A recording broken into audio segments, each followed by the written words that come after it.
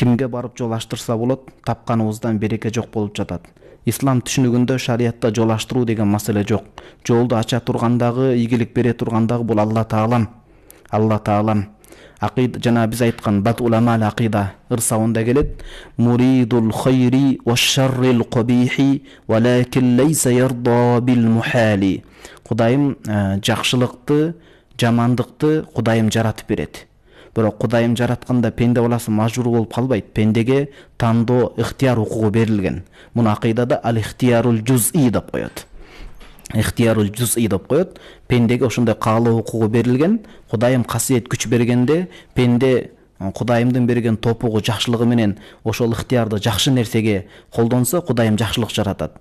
Анан пенде өзү шайтанга ээрчип, напсисин алданып, жаман нерсени кыла турган болсо, Кудайым жамандыкты жаратат. Демек, жаман жакшылык деген түшүнүк пендеге гана карата айтылган түшүнүк. Алла Таалага эч кандай тиешеси жок.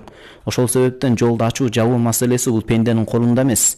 Көз ачыктарындагы колунда эмес. Эгер көз ачыктар сиздин жолуңузду ачып бергенде, сиздикинен алдын өздөрүнүн жолун ачып албайт беле биринчи.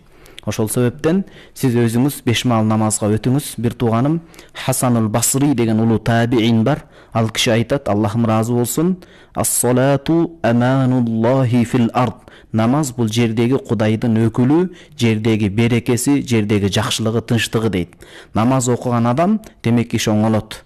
Анан экинчиден арамды аралаштырбашыңыз керек. Мен жашоодо билем, кээ бир адамдар намаз окуганга чейин шек күмөндүү же арам бизнестер менен алектенген. Намаз окуп баштаганда Кудайым аларды тазалайт.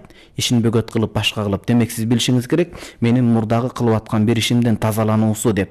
Кудай Таалам бизге иман бергенден кийин бизди жакшы көрөт, бизге жамандык бербейт.